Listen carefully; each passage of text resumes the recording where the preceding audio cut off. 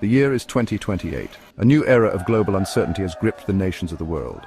In the East, two Asian giants, China and India, eye each other with suspicion. Decades of mistrust and territorial disputes remain unresolved. Adding fuel to the fire is Pakistan, bound to China by a shared animosity towards India. The line of actual control and the line of control are simmering cauldrons of tension. By January 2028, the situation reaches a boiling point. Chinese and Pakistani forces amass along the borders, their intentions clear. The Dragon and the Falcon are ready to pounce. The world watches with bated breath as military exercises escalate near Indian borders. The People's Liberation Army Air Force and the Pakistan Air Force roar into action in their display of blatant provocation. J-20s, J-16s, F-16s and JF-17s take to the skies, their profiles a grim reminder of the potential for conflict. India, however, is not caught off guard. Years of modernization and preparation have transformed their military into a formidable force. The Indian Air Force, once reliant on aging Soviet-era equipment, is now a cutting-edge fighting machine. The stage is set for a confrontation that could reshape the geopolitical landscape of Asia. The world braces itself for the inevitable. The drums of war have begun to beat. For years, India had witnessed the growing military might of its adversaries. China embarked on an ambitious modernization program, investing heavily in advanced fighter jets, missiles and cyber warfare. India, however, had not stood idly by. A silent revolution had taken place within its armed forces. At the heart of this transformation was a strategic shift towards network-centric warfare. The crown jewel was the DRDO AWACS, providing unparalleled situational awareness. This approach, coupled with advanced fighter jets, enhanced India's ability to engage enemy targets. The result was a force equipped with the latest technology and skills. India was ready. As tensions reached fever pitch, the Indian leadership received credible intelligence of an imminent joint attack by China and Pakistan. The time to act was now. On February 14, 2028, India launched Operation Vajra Shakti, a preemptive aerial counter-strike designed to cripple the enemy's offensive capabilities and seize the initiative. The operation was swift and decisive, a testament to India's meticulous planning and technological superiority. Within hours, Indian Air Force fighter jets, guided by the DRDO AWACS, were swarming towards predetermined targets inside Chinese and Pakistani airspace.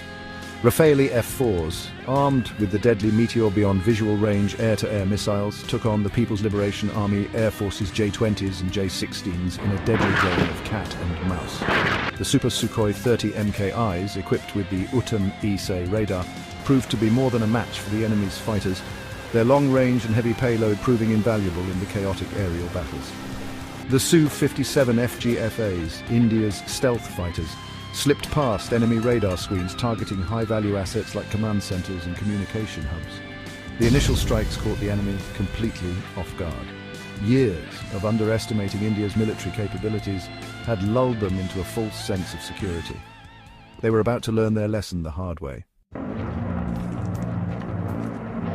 The skies over the Himalayas became a swirling ballet of death as Indian and Chinese fighters engaged in fierce dogfights. The Rafale F-4s, with their advanced electronic warfare suites and superior maneuverability, danced around the larger, less agile J-20s. The medium missiles, with their ramjet engines and long range, proved to be a decisive advantage, allowing the Indian Air Force to engage from a safe distance.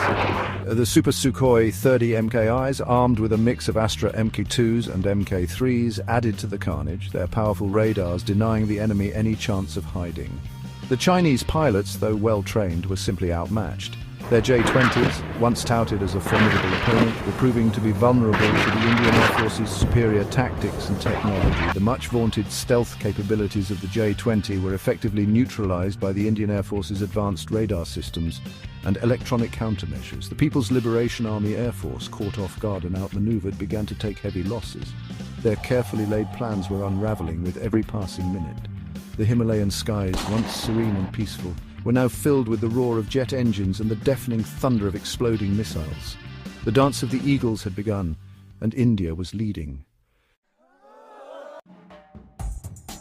Section 5. The Electronic Battlefield. Modern warfare is decided not only in the air, on land or at sea, but also in cyberspace. India has invested significantly in its cyber warfare capabilities. The Indian Cyber Corps, a dedicated unit, was ready. They launched devastating cyber attacks on enemy infrastructure. Command networks were disrupted, radar systems blinded, and communications jammed. The enemy, reliant on networks, fought blind and deaf. India's network-centric approach thrived. The DRDO AWACS provided real-time data, adapting to the battlefield. Uttam AESA radars cut through jamming, giving a clear battle space picture. India's dominance in the electronic battlefield was decisive. Section 6. Fire and Fury. As the aerial engagements raged, India unleashed its arsenal of long-range missiles, targeting key enemy military installations. The BrahMos 2, a hypersonic cruise missile with a range of over 400 kilometers, rained down on Chinese air bases in Hotan, Gaya, and Lhasa, turning runways and hangars into smoldering craters. The Rudra 2, an anti-radiation missile, honed in on enemy radar installations, effectively blinding their air defense systems. The Shaurya and Pralay ballistic missiles, with their pinpoint accuracy, targeted command centers and communication hubs in Aksai Chin and Xinjiang, sowing chaos and confusion within the enemy's ranks. Tejas Mk2 and Smerch multiple rocket launchers, capable of delivering a devastating barrage of rockets, targeted enemy troop concentrations and supply lines, further hampering their ability to wage war. The skies over the Himalayas lit up with the flying trails of missiles, a testament to India's overwhelming firepower. Pakistan too felt the full force of India's missile might. BrahMos 2 and Nirbhay cruise missiles targeted military infrastructure across the border, including air bases, ammunition depots, and radar.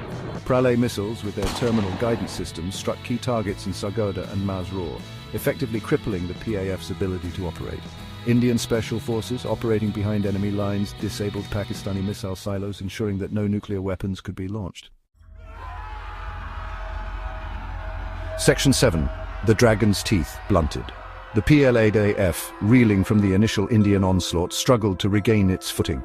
Their attempts to launch counterattacks were met with fierce resistance from the IAF, which seemed to be everywhere at once. The J-20S, once touted as China's answer to the American F-22 Raptor, were proving to be no match for the IAF's agile Rafales and technologically advanced Super Sukhois. The much-vaunted HQ-9 and S-400 air defense systems, designed to create an impenetrable shield over Chinese airspace, were overwhelmed by the sheer volume and sophistication of the Indian attack. The vaunted Chinese military machine, for all its bluster and bravado, was showing signs of strain. The element of surprise had been lost. Their communication networks were compromised, and their air force was being systematically decimated. The Dragon's Teeth, once thought to be invincible, had been blunted. The speed and ferocity of the Indian response had taken them completely by surprise. Their intelligence assessments had grossly underestimated India's military capabilities, lulled into a false sense of security by years of propaganda and self-delusion. They were now paying the price for their arrogance. The dragon, once thought to be invincible, was bleeding. Section 8. The Fall of the Falcon. The Pakistan Air Force, smaller and less technologically advanced than its Chinese counterpart, fared even worse. Their F-16S and JF-17S, outmatched in both technology and training, were easy prey for the IAF's experienced pilots and superior aircraft. The Astra Mk2 and Meteor missiles, with their impressive kill ratios, decimated the PAF's fighter squadrons, turning the skies over Pakistan into a graveyard of twisted metal. Within 72 hours of the start of Operation Vajra Shakti, the PAF had ceased to be an effective fighting force. Their air bases were crippled, their communication networks were down, and their fighter jets were reduced to smouldering wreckage. The once proud Falcon had fallen. The speed and decisiveness of the PAF's collapse sent shockwaves through Pakistan. Their military planners, who had boasted of their ability to bleed India with 1,000 cuts, were now confronted with the reality of their situation. Their air force, which they had believed could hold its own against the IAF, had been decimated in a matter of days. Their dream of achieving parity with India lay shattered. Section 9. The Calm Before the Storm. As the dust settled on the initial phase of the conflict, India stood triumphant. The PLAAF, though not yet defeated, had been severely blooded, its offensive capabilities significantly degraded. The PAF, once a source of pride for Pakistan, had been effectively neutralized, its fighter jets reduced to smouldering wreckage scattered across the landscape. India had achieved air supremacy over the entire region, a testament to years of meticulous planning and modernization, but the war was far from over. China, though reeling from the initial Indian onslaught, was a formidable adversary with vast resources and a deep-seated determination to avenge its losses. The land border, stretching for thousands of kilometers, remained a potential flashpoint. The coming weeks and months would undoubtedly bring new challenges, new battles, and new sacrifices. The initial victory was a cause for celebration, but it was also a sobering reminder of the human cost of conflict. The real test, the true measure of India's resolve, still lay ahead. The calm before the storm had settled, but the storm itself was